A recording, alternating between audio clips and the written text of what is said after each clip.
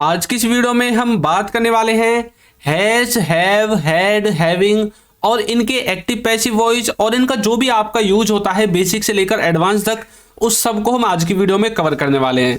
तो चलिए वीडियो को शुरू करते हैं। तो सबसे पहले मैं आपको एक बात बताना चाहता हूं कि ये जो सेंटेंसेस होते हैं ये दो टाइप्स के होते हैं मेनली। एक होते हैं जिन्हें आप टेंस के द्वारा बनाते हैं और एक होते हैं जिन्हें आप सिंपल सेंटेंसेस कहते हैं। अब इन दोनों में डिफरेंस क्या है? आप जानते हैं कि आप टेंसेज में क्या यूज करते हैं, वर्ब की first form, second form, third form, यानी कि इनके साथ वर्ब यूज होती है। जहां पर भी टेंस होगा वर्ब जरूर होगी, लेकिन जहां पर सिंपल सेंटेंसेज होंगे इनमें वर्ब नहीं होगी, ये होंगे आपके विदाउट वर्ब के यूज। अब जैसे कि यहां पर मैंने एग्जाम्पल लिए हुए हैं दोनों को समझाने के लिए। ही हैज ए कार और नीचे लिखा हुआ है ही हैज गॉन। देखिए दोनों में सब्जेक्ट ही है और हेल्पिंग वर्ब मैंने हैज का यूज किया है, लेकिन लास्ट में मैंने चेंज कर दिया। ऊपर लिख दिया ए कार यानी कि एक कार और नीचे लिख दिया गॉन यानी कि जाना। अब देखिए ही हैज ए कार, इसका मतलब है उसके पास एक कार है। नीचे लिखा है ही हैज गॉन, इसका मतलब है कि वह जा चुका है या फिर वह गया है। अब देखिए वर्ब कौन से में है? वर्ब है नीचे वाले में। आप जानते हैं गो का मतलब होता है जाना और गो की ये थर्ड फॉर्म है गॉन। तो नीचे वाली वर्ब है यानी कि नीचे वाला जो सेंटेंस है आपका ये है टेंस वाला और ऊपर वाले में वर्ब नहीं है। देखिए कार है, वर्ब नहीं है, किसी वस्तु का नाम है कार, तो यहां पर ये सिंपल सेंटेंस है। तो इस तरह से आपको दो भागों में इनको समझना है। अब आपके लिए आगे समझना आसान हो जाएगा। तो देखिए इंपॉर्टेंट बात यह है कि जो हैज, हैव और हैड है, इन तीनों ही के साथ आप वर्ब की थर्ड फॉर्म और वर्ब की फर्स्ट फॉर्म दोनों यूज कर सकते हैं। अब ये अलग अलग सिचुएशन पर डिपेंड करेगा कि कहां पर थर्ड फॉर्म आएगी, कहां पर फर्स्ट फॉर्म आएगी, क्योंकि इनका यूज हम और भी चीजों के लिए करते हैं। जरूरी नहीं है कि आपको इनके साथ वर्ब की थर्ड फॉर्म ही लगानी पड़े, आपको फर्स्ट फॉर्म भी लगानी पड़ सकती है, वो हम आगे देखेंगे। और आपको एक बात और बता दूं कि जहां पर हैज और हैव आपको दिखे अकेले, तो आपको समझ जाना है कि भाई ये प्रेजेंट के बारे में सेंटेंस बताया जा रहा है, यानी कि प्रेजेंट के बारे में बात करते हैं। और वहीं पर यदि आपको हैड दिखे तो समझ जाना है कि ये पास्ट के बारे में बात कर रहा है। समझ में आ गया? अब चलिए आगे देखते हैं। देखिए आपके जो ये वर्ब होती हैं इनको दो तरह से बांटा जाता है। एक होती है हेल्पिंग वर्ब, एक होती है आपकी मेन वर्ब। हेल्पिंग वर्ब में हमें समय का पता चलता है और सब्जेक्ट का पता चलता है ना भाई, सब्जेक्ट के हिसाब से हम हेल्पिंग वर्ब लगाते हैं और हेल्पिंग वर्ब ही हमें बताती है कि किस समय का कार्य है। लेकिन जो मेन वर्ब होती है ये हमें सिर्फ काम के बारे में बताती है कि क्या काम हुआ है। अब देखिए मेन वर्ब और हेल्पिंग वर्ब, इनमें देखिए हैव, हैड, हैड और हैविंग, इसी तरह से have, had, had, has, having, इन दोनों में ये सेम है। तो आपको इनको जहां पर हेल्पिंग वर्ब की तरह यूज करना है वहां पर हेल्पिंग वर्ब, और जहां पर मेन वर्ब की तरह इनकी किसी सेंटेंस के मेन काम की तरह यूज करना है वहां पर मेन वर्ब की तरह यूज कर सकते हैं। तो चलिए देखते हैं आगे किस तरह से इनको यूज करेंगे। उससे पहले यदि अभी तक आपने हमारी बुक्स को परचेज नहीं किया है तो लिंक डिस्क्रिप्शन बॉक्स में है, जाकर आप इन्हें परचेज कर सकते हैं। और यदि अभी तक आपने हमारे फ्री ऐप को डाउनलोड नहीं किया है तो जरूर करिए, आप एक बहुत बड़ी मिस्टेक कर रहे हैं। इसमें मैंने complete spoken English grammar free of cost, एक भी पैसा आपका खर्च नहीं होगा और आप इंग्लिश सीख जाओगे। लिंक डिस्क्रिप्शन में है, जाकर जरूर डाउनलोड करें। अब देखिए एक बार मैं आपको इनके यूज के बारे में बता देता हूं कि कौन से सब्जेक्ट के साथ, कौन से पर्सन के साथ क्या यूज होता है। जो आपका हैज है वो यूज होगा थर्ड पर्सन सिंगुलर के साथ, यानी कि ही, सी, इट और नेम। नेम मतलब किसी भी चीज का नाम हो सकता है, किसी व्यक्ति का नाम। जैसे मेरा नाम चिंटू है तो आप चिंटू के साथ यूज कर सकते हैं, आपका नाम राहुल है तो आप राहुल के साथ यूज कर सकते हैं, और किसी भी वस्तु के साथ यूज कर सकते हैं, जैसे कि टेबल, कुर्सी, चेयर, कुछ भी हो, किसी भी वस्तु का नाम हो। जैसे कि आप बोलते हैं he has, she has, it has. अब मेरा नाम चिंटू है तो बोल सकता हूं चिंटू हैज, इस तरह से थर्ड पर्सन सिंगुलर के साथ। और हैव जो बच जाता है, हैव का यूज हम करते हैं थर्ड पर्सन सिंगुलर को छोड़कर। थर्ड पर्सन सिंगुलर को छोड़कर बाकी जो भी आपका सब्जेक्ट वगैरह बच जाता है उन सब के साथ आपको हैव का यूज करना है। और जो आपका हैड है इस पर कोई भी रेस्ट्रिक्शन नहीं है, ये सब के साथ यूज होगा, यानी कि विद ऑल। चलिए अब आगे देखते हैं। पहला है हैड बीन। हैड बीन, आपकी एक बात और बता दूं, जहां पर भी हैज, हैव और हैड इन तीनों के साथ बीन आता है, क्या बीन, तो वो सेंटेंस पैसिव में बनता है। किस में बनता है? पैसिव में। देखिए किया जा चुका था या फिर हो चुका था, मतलब कोई काम किया जा चुका था या फिर कोई काम हो चुका था, इस वाले सेंस में। अब जब ये पैसिव में है तो सबसे पहले क्या आना चाहिए, ऑब्जेक्ट, फिर आना चाहिए हैड बीन, और फिर वर्ब की थर्ड फॉर्म आएगी। देखिए, उसे पढ़ा नहीं गया था, इसका मतलब है कि हम किसी पुस्तक के बारे में बात कर रहे हैं, किसी किताब के बारे में बात कर रहे हैं कि भाई उस किताब को पढ़ा नहीं गया था, तो बोलेंगे, अब देखिए उस किताब का हमने नाम नहीं लिया है और ना ही हमने यहाँ पर किताब लिखा है, हमने बोला है किसी किताब की तरफ इशारा करके कि भाई उस किताब को नहीं पढ़ा गया था।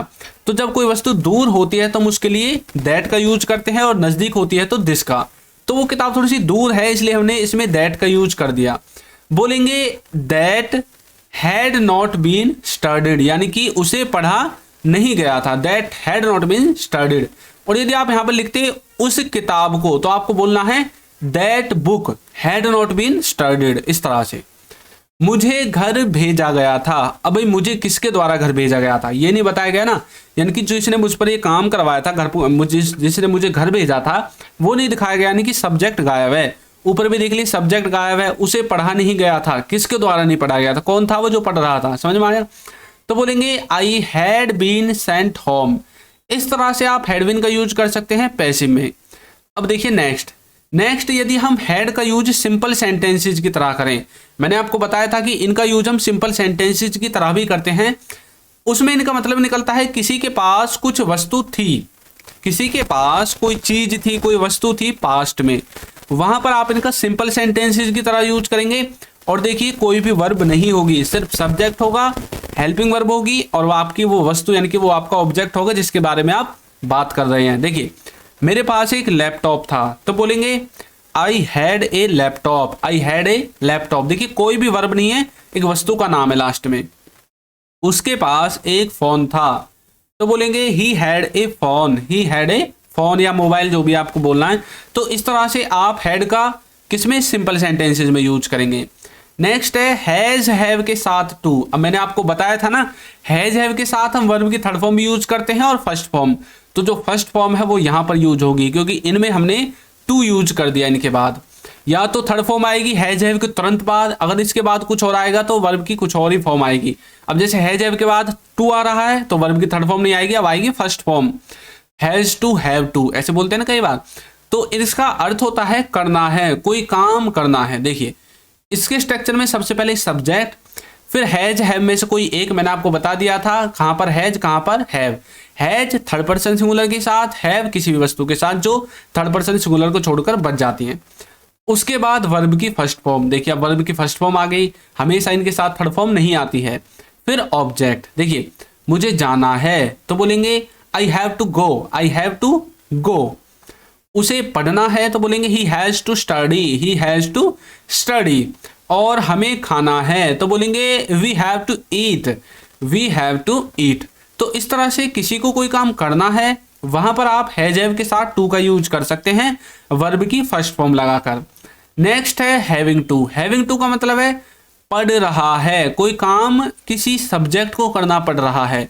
अब जैसे कि भाई मुझे तुम्हें पढ़ाना पड़ रहा है, मुझे वीडियो बनानी पड़ रही है और तुम्हें देखनी पड़ रही है, तो इसका मतलब क्या है कि यहां पर हम किसी काम को जब ऐसे बोलते हैं कि भाई उसे ये करना पड़ रहा है, उसे वो करना पड़ रहा है, एक आप मजबूरी सी को दिखाते हैं, तब आप हैविंग टू का यूज करते हैं। स्ट्रक्चर देखिए, सबसे पहले सब्जेक्ट, फिर हेल्पिंग वर्ब, फिर हैविंग टू, और फिर वर्ब की फर्स्ट फॉर्म और फिर ऑब्जेक्ट। आपको एक बात और याद रखना है, अब यहां पर तो हमने इसको है लिख दिया, आप इसको पास्ट में भी यूज कर सकते हैं, पढ़ रहा था। यहां पर जो हेल्पिंग वर्ब है ना ये चेंज होगी, प्रेजेंट के लिए इज एम आर, पास्ट के लिए वाज वर। तो मैं आपको एग्जांपल से समझा दूंगा।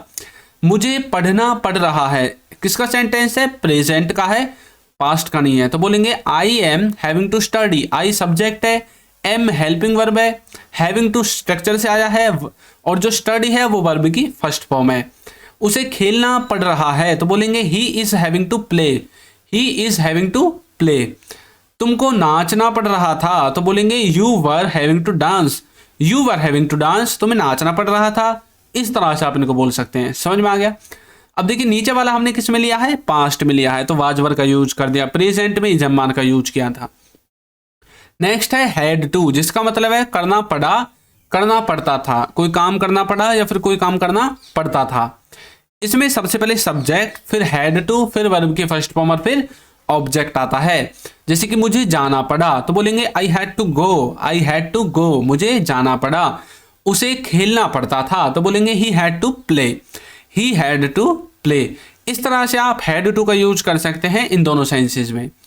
अब हम देखेंगे हैज हैव के साथ बीन। मैंने आपको बताया था, जब मैंने आपको हैड बीन समझाया था, कि जहां पर भी हैज हैव और हैड इन तीनों हेल्पिंग वर्ब के साथ बीन आ जाए तो मतलब सेंटेंस पैसिव में जाएगा।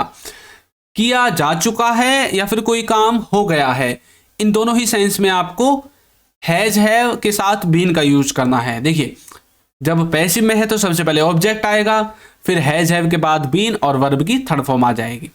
मुझे भेजा गया है तो बोलेंगे I have been sent, I have been sent, मुझे भेजा गया है। उसे बताया गया है तो बोलेंगे he has been told, he has been told. तो इस तरह से आप इनका पैसिव में यूज कर सकते हैं। देखिए पैसिव में कैसे हैं, मुझे भेजा गया है यानी कि काम को करने वाला कोई और ही है, उसने मुझ पर काम किया है भेजने का, तो मैं तो भाई ऑब्जेक्ट हूं, मुझ पर तो काम कर रहा है। तो ऑब्जेक्ट वो होता है जिस पर सब्जेक्ट काम करता है, काम को करने वाला तो कोई और ही है, भेजने वाला तो कोई और ही है जिसका नाम नहीं लिया गया। तो जब किसी सेंटेंस में हम सब्जेक्ट को छुपा देते हैं, नाम नहीं लेते हैं, उसके बारे में नहीं बताते हैं, तो हम उसे पैसिव में बनाते हैं। देखिए नीचे उसे बताया गया है तो बोलेंगे ही हैज बीन टोल्ड, उसे बताया गया है। अब यहां पर देखिए, यहां पर यह बताया गया है कि उसे किसके द्वारा बताया गया, नहीं बताया गया ना, तो बताने वाला कौन है, यहां ये गायब है, तो इसलिए ये भी पैसिव में है। नेक्स्ट है, यदि हम हैज हैव को सिंपल सेंटेंस की तरह यूज करेंगे तो इनका अर्थ निकलेगा किसी के पास कुछ वस्तु है, किसी के पास कोई वस्तु है प्रेजेंट में। तो देखिए इसमें वर्ब नहीं आएगी, इसमें सबसे पहले सब्जेक्ट, फिर हैज है, फिर ऑब्जेक्ट। मेरे पास एक लैपटॉप है तो बोलेंगे आई हैव ए लैपटॉप। उसके पास एक फोन है तो बोलेंगे he has a phone, he has a phone. मेरे पास एक लैपटॉप है, आई हैव ए लैपटॉप। मेरे दो भाई बहन हैं, आई हैव टू, मैं बोल सकता हूँ मेरे दो भाई हैं, जैसे कि आई have two brothers, I have two sisters. इस तरह से हम इनका यूज कर सकते हैं अपनी जो हमारे पास जो कुछ है उसको बताने के लिए। नेक्स्ट है हैज हैव का यूज टेंसेज की तरह। इसका मतलब है कि काम खत्म या शुरू हो गया है। अभी हमने पीछे देखा था सिंपल सेंटेंसेज की तरह, अब हम देखेंगे टेंसेज की तरह। जब टेंस में यूज होंगे तो वर्ब आएगी, तो मतलब काम आएगा, तो काम खत्म होगा या शुरू होगा, आपको हैज हैव का यूज करना है। सबसे पहले सब्जेक्ट, फिर हैज हैव, देखिए वर्ब की थर्ड फॉर्म आ गई ना, फिर ऑब्जेक्ट। देखिए इसका मतलब है कि जब भी आपको हिंदी वाक्य के लास्ट में लिया है, दिया है, किया है, ली है, दी है, इस तरह के शब्द दिखते हैं तो तब आपको हैज हैव का यूज करना है। जैसे कि मैं खेल लिया हूं तो बोलूंगा आई हैव प्लेड। अब देखिए आप बोल सकते हैं मैं खेल चुका हूं, लिया हूं या चुका हूं दोनों का एक ही मतलब है। आपने ज्यादातर चुका हूं देखा होगा, लेकिन लिया हूं भी वही सेंस देता है जो चुका हूं देता है। वो खेलने गया है तो बोलेंगे he has gone to play, he has gone to play.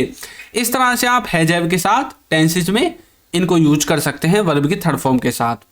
अब हम देखेंगे हैड को टेंस में कैसे यूज करते हैं। इसका मतलब है कि काम खत्म या शुरू हो गया था पास्ट में। इसमें सबसे पहले सब्जेक्ट, फिर हैड, फिर वर्ब की थर्ड फॉर्म और फिर ऑब्जेक्ट आएगा। लिया था, दिया था, किया था, ली थी, दी थी, इस तरह के वर्ड्स आते हैं। देखिए मैं खेल लिया था तो बोलेंगे आई हैड प्लेड। वो खेलने गया था तो बोलेंगे he had gone to play. तो इस तरह से आप इन सब का टेंसेज में और सिंपल सेंटेंसेज में यूज करेंगे। अब मैं आपकी प्रैक्टिस के लिए आपके सेंटेंस देता हूं। उसके पास घोड़े थे, उसके पास घोड़े थे। तो इसको आपको ट्रांसलेट करके कमेंट बॉक्स में जवाब देना है कि इसकी सही इंग्लिश ट्रांसलेशन क्या होगी।